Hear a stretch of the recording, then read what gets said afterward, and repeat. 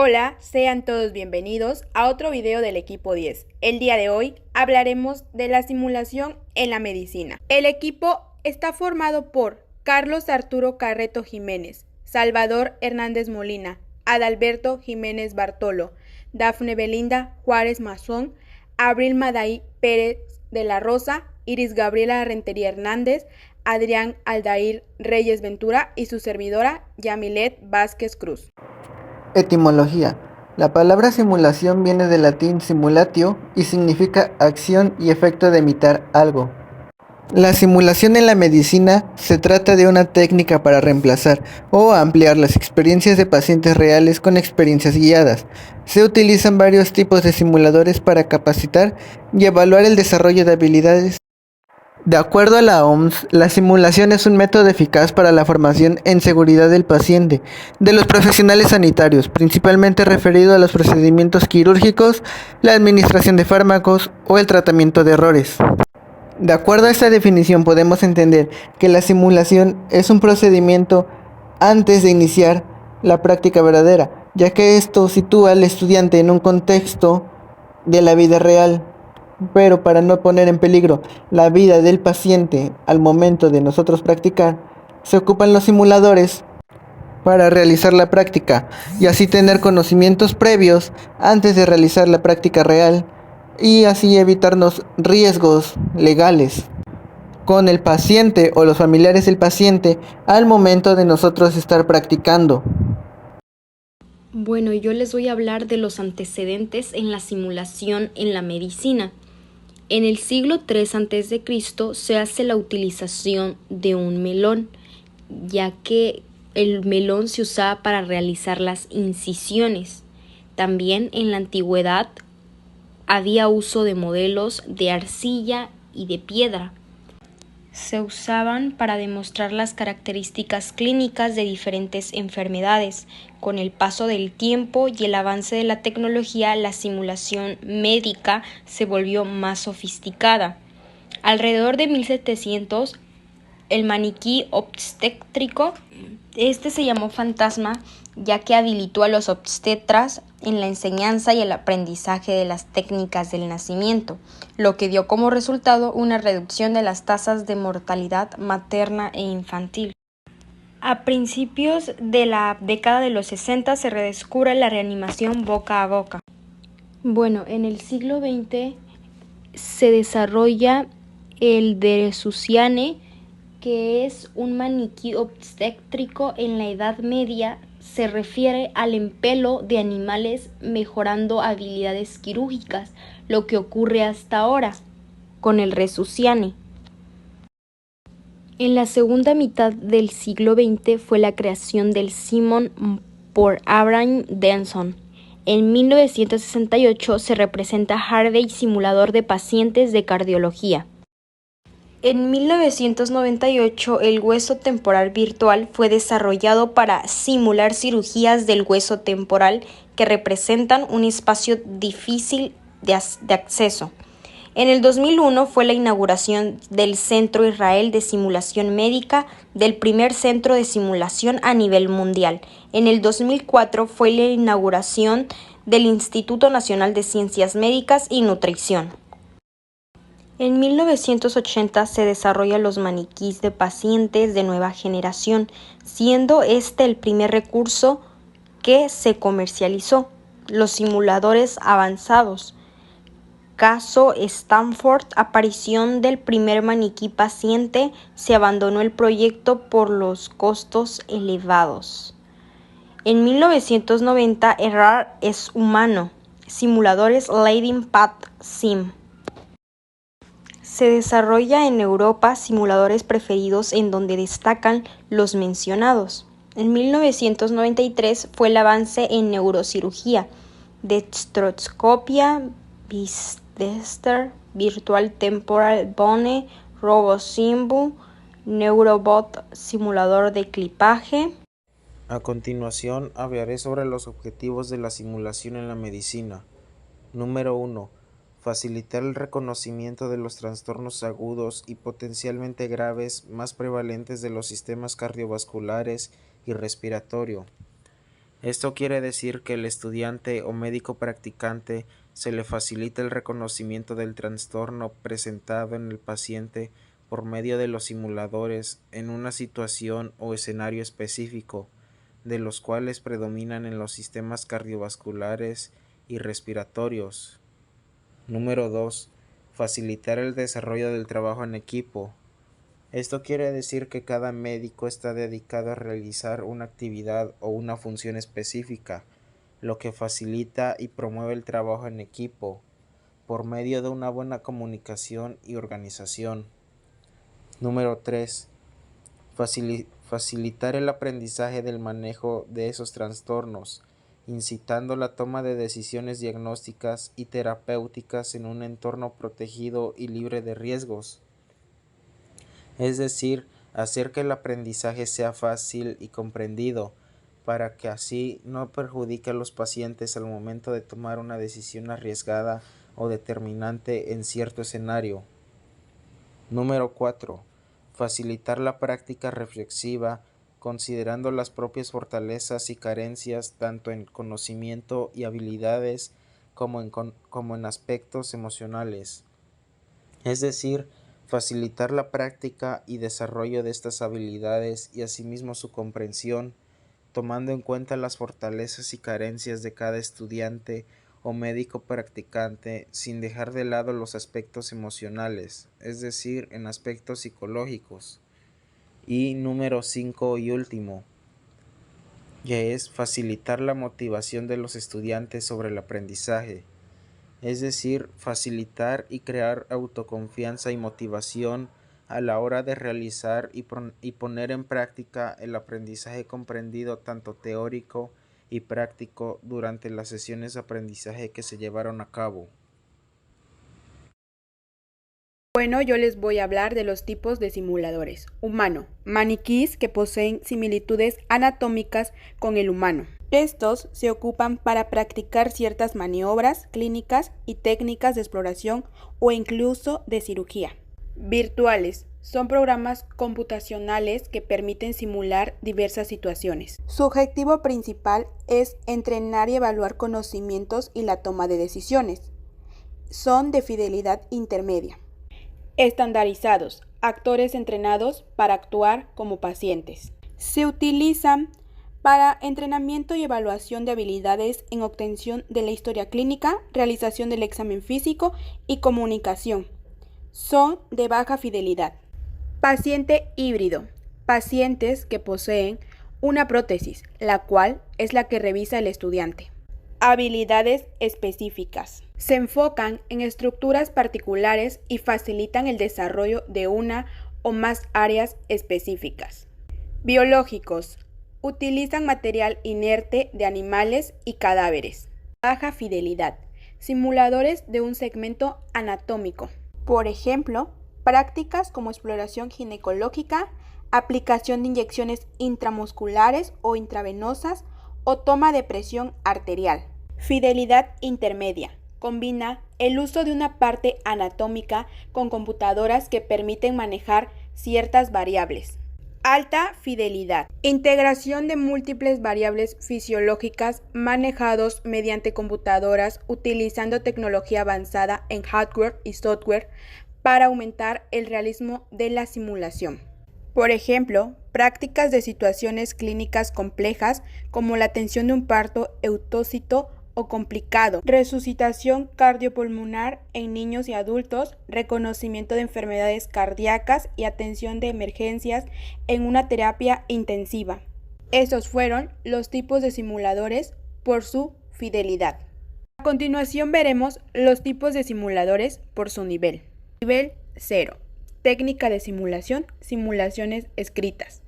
Habilidades que se logran, cognitivas pasivas, uso habitual, manejo y diagnósticos de pacientes, evaluación. Nivel 1. Técnica de simulación, simuladores de baja fidelidad, Partax-Steiners y maniquís básicos. Habilidades que se logran, psicomotoras, uso habitual, práctica de habilidades. Nivel 2. Técnica de simulación, simuladores de pantallas computacionales, simuladores virtuales y simulaciones quirúrgicos. Habilidades que se logran, cognitivas interactivas, uso habitual, manejo clínico de habilidades cognitivas. Nivel 3. Técnica de simulación, pacientes estandarizados, habilidades que se logran, psicomotoras, cognitivas e interpersonales, uso habitual, igual que el nivel 2, realización de examen físico, diagnóstico y manejo de pacientes. Nivel 4. Técnica de simulación, simuladores de fidelidad intermedia y maniquís de tamaño real, no totalmente interactivos, habilidades que se logran, parcialmente interactivas, psicomotoras, cognitivas e interpersonales, uso habitual, igual que nivel 3, habilidades en procedimientos, entrenamiento de simulación full scale. Nivel 5. Técnica de simulación, simuladores de alta fidelidad y maniquís de tamaño real totalmente interactivos, habilidades que se logran, interactivas, psicomotoras, cognitivas e interpersonales, uso habitual, igual que nivel 4. A continuación les hablaré de las ventajas y desventajas de la simulación en la medicina. Una de las ventajas es la ética en la salud. Se nos dice que no es ético que un paciente no sepa que es tratado por un estudiante de pregrado, por lo cual la simulación puede evitar, además de problemas de tipo legal. Otra de las ventajas es mejorar las habilidades clínicas. Al realizar simulaciones de medicina, los estudiantes de pregrado mejoran las habilidades clínicas al realizar procedimientos básicos. Otra de las ventajas es el uso de errores como medio de aprendizaje.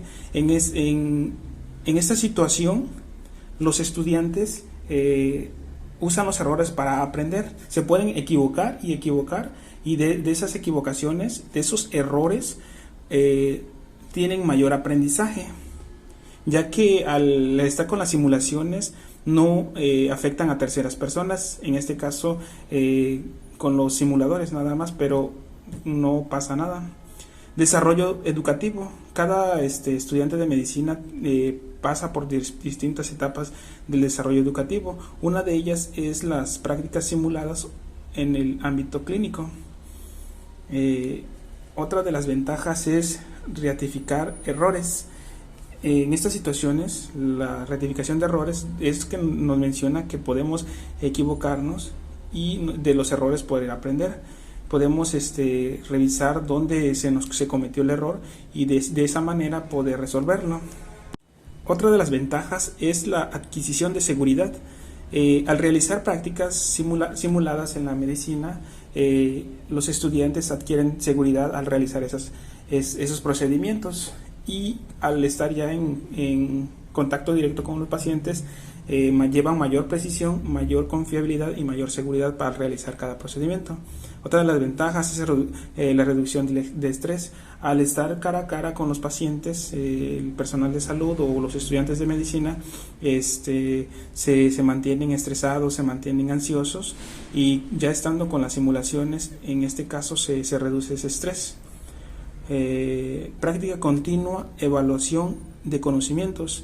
En las prácticas continuas, al realizar estos procedimientos, cada uno de nosotros se nos tiene que evaluar de conocimientos que hemos adquirido al realizar estas prácticas.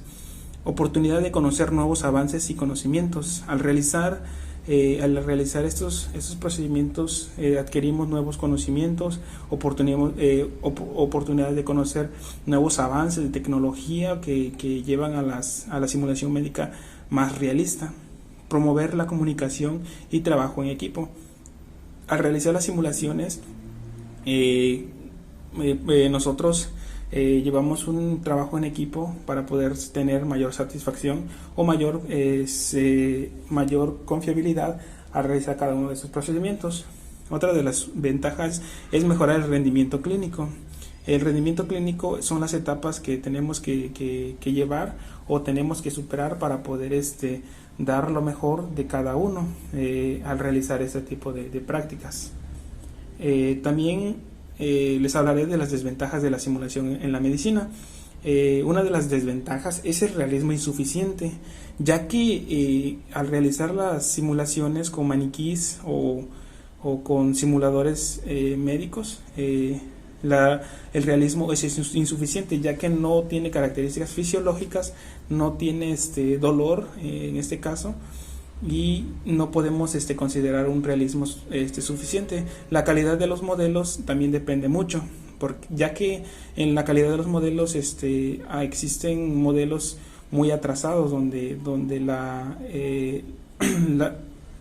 la satisfacción de cada uno de los que practicamos no es el adecuado, ya que los modelos son anticuados o son obsoletos o son poco realistas.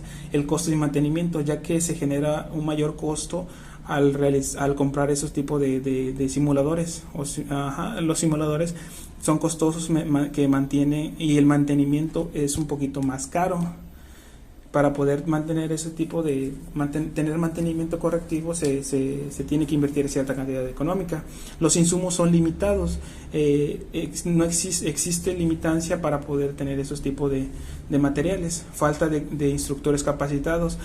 Hoy en día el poco personal que existe no está capacitada completamente, ya que las nuevas tecnologías son un poquito más complejas, poco interés del profesional. Esto concluyo las ventajas y desventajas. Bueno, yo les voy a hablar sobre la situación de México en los simuladores médicos. Para comenzar, la simulación aplicada a la medicina inicia en nuestro país en la década de los años 80 con algunos simuladores de alta fidelidad en distintas universidades. Posteriormente, empiezan a surgir algunos centros con simuladores los cuales estaban enfocados principalmente al entrenamiento en reanimación cardiovascular básica y avanzada. La necesidad de implementar esta tecnología en la educación médica y de mejorar la calidad en la atención del paciente proporciona a la creación de centros más avanzados de simulación en distintas instituciones de salud. En el año 2004, se creó el Instituto Nacional de Ciencias Médicas y Nutrición, INNSZ, por lo que se convierte en el primer centro de su tipo en América Latina, que tiene un enfoque multidisciplinario y para áreas médicas y quirúrgicas. Desde entonces, se ha incorporado por el INSZ el uso de simuladores como parte integral de sus programas de enseñanza de diversas especialidades médicas, así como los programas de educación médica de pregrado y en áreas paramédicas como enfermería y técnicos. En el año 2005 se creó el Centro de Enseñanza y Certificación de Aptitudes Médicas llamado CECAM, de la Universidad Nacional Autónoma de México. El CECAM ha integrado la enseñanza y práctica en simuladores de situaciones médicas en el currículum principalmente de los alumnos de pregrado, aunque también para la capacitación de algunas especialidades.